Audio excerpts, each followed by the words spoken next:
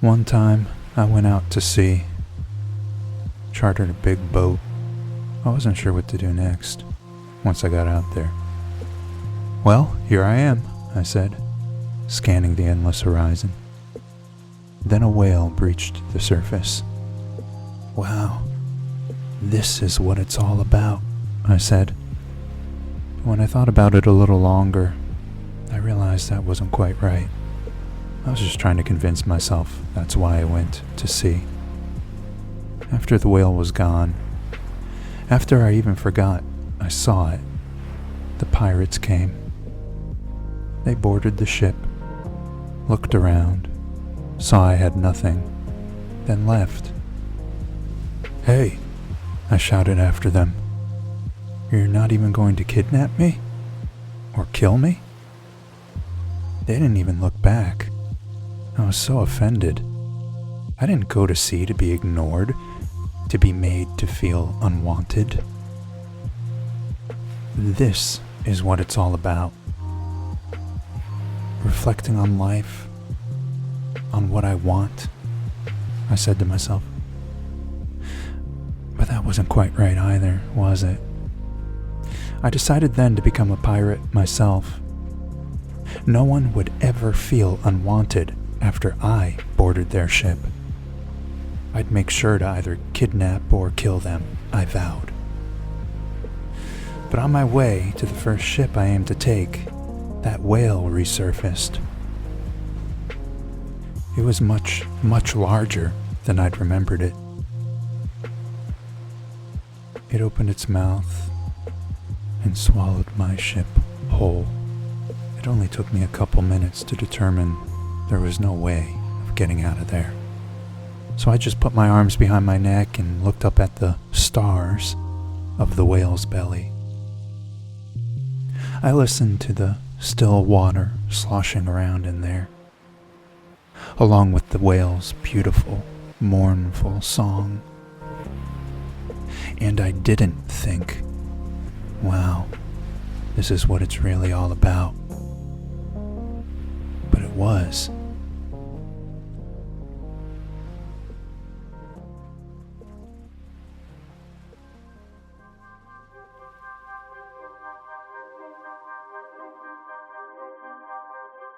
She sits at the window, a widow at a window. The wind blows. Reminds her of when she was wed, husband gone now. Unwed widow at window, listening to wind. An amber grove of streetlights mark the path of a serial killer. He's running in circles with his knife. He hardly ever catches anyone with it, so the town lets him do it. Just then, he's stabbing a Halloween animatronic of a killer clown as the window widow watches. www.serialkillers.com, the serial killer says to the killer clown, each time his real knife comes down on the clown, which, by coincidence, is in perfect time with the killer clown's fake knife coming down on him.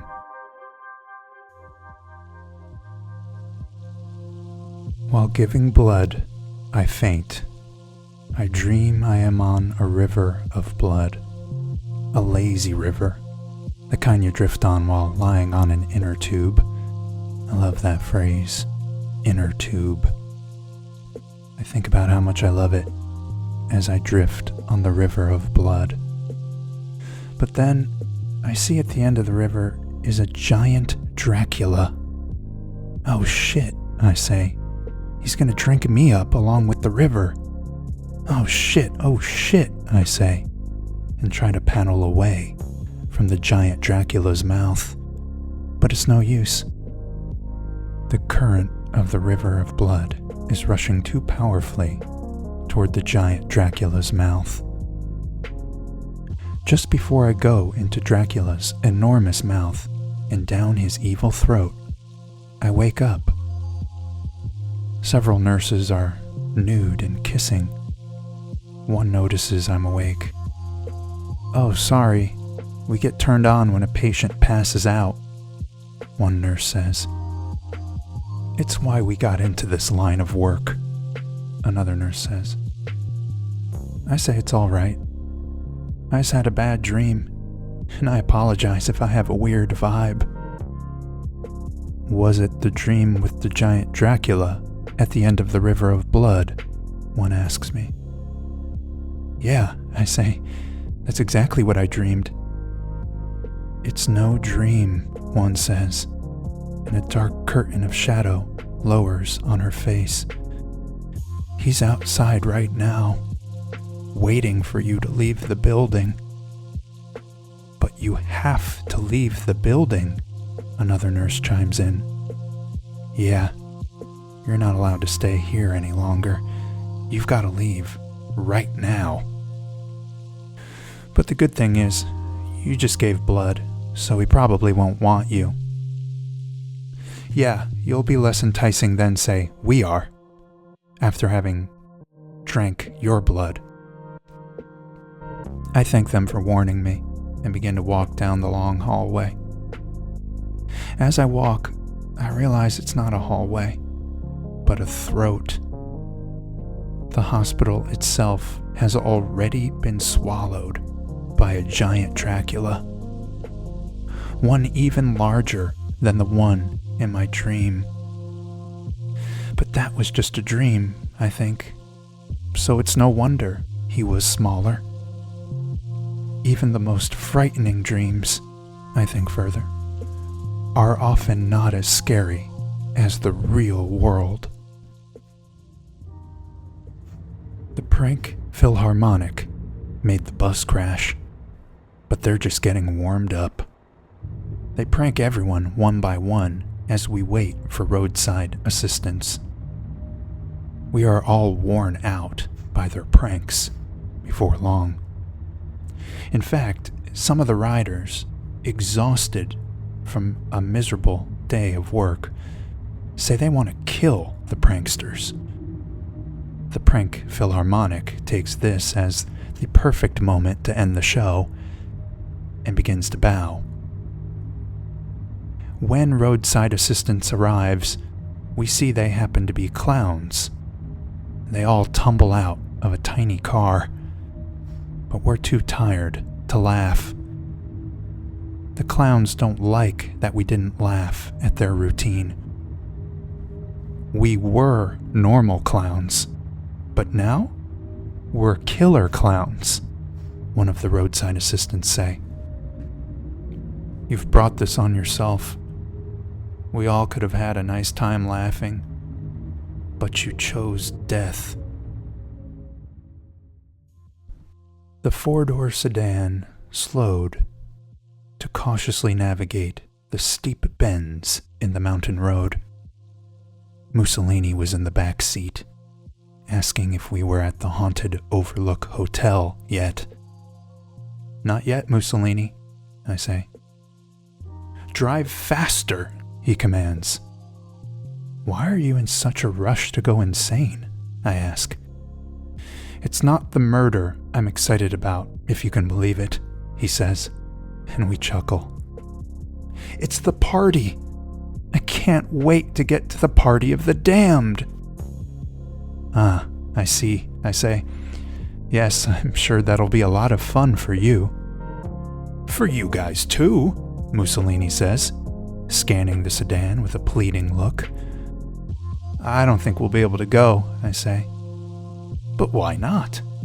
Especially after I kill you all with an axe. We will be dead, but not damned. There's a difference, I say. Ah, yes. There is a difference between the dead and the damned.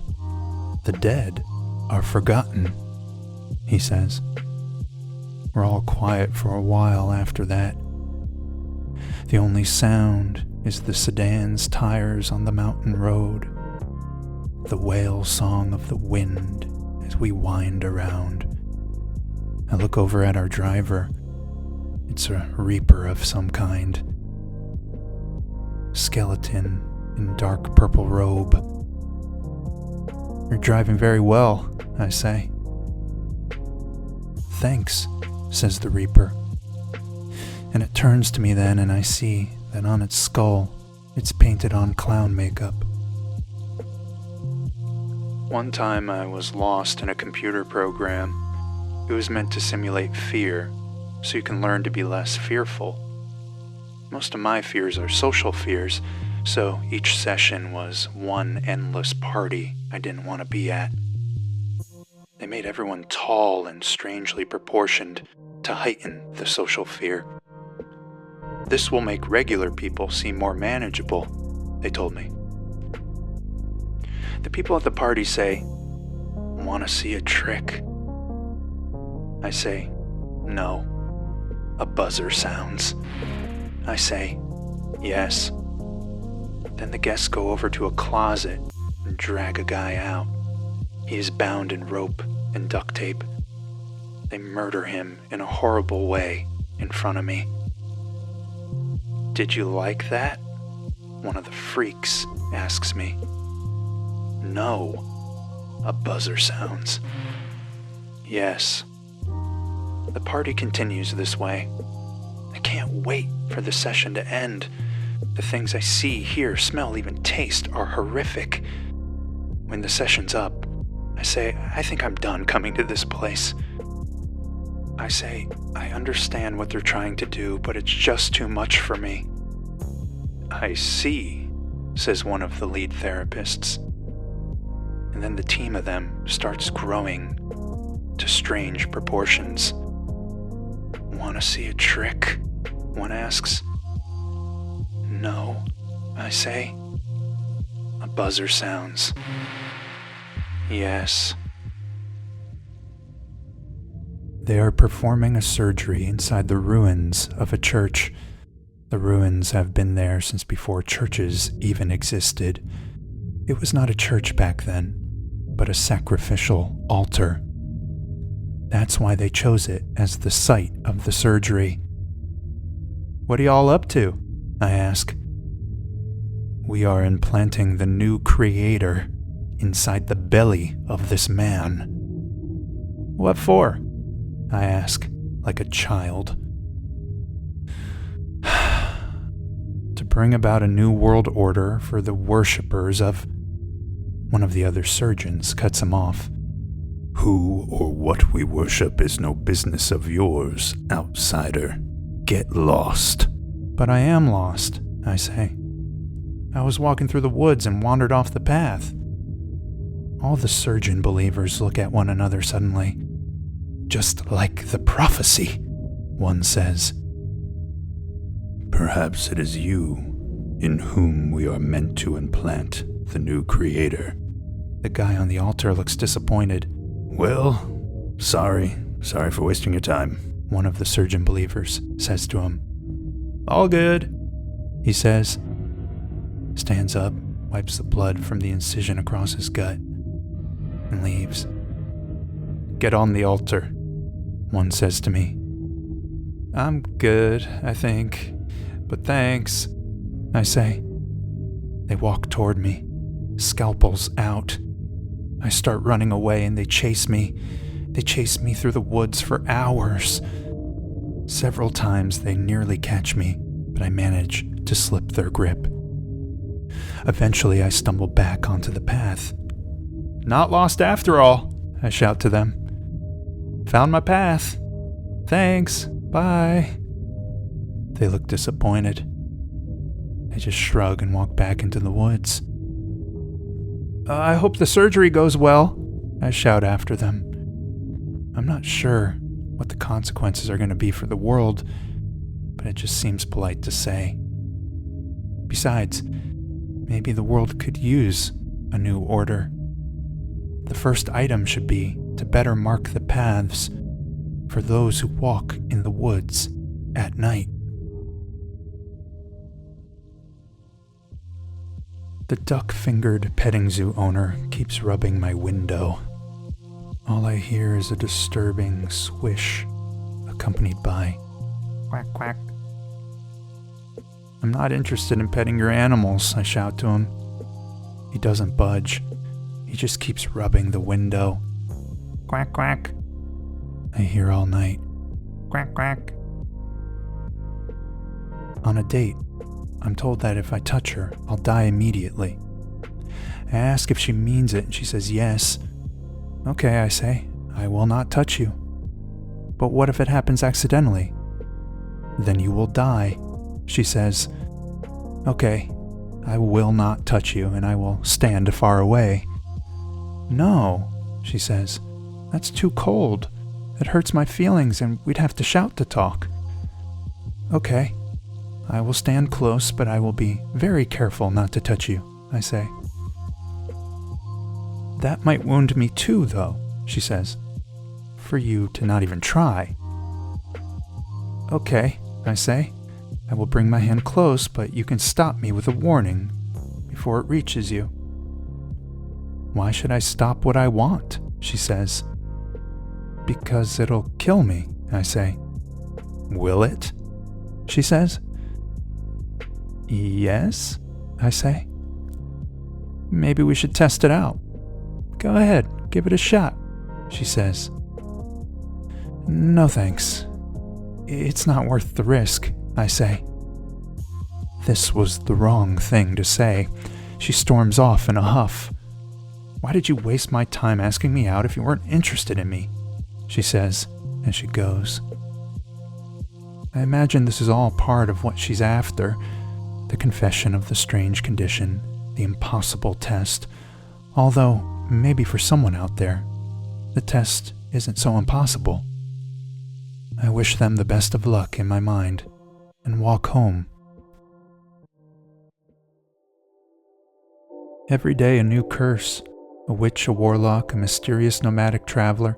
I keep hitting them with my car. I swear they're running out in front of it. Word must have gotten round that this guy is great to curse, so now every magic being in the world's trying to get dinged.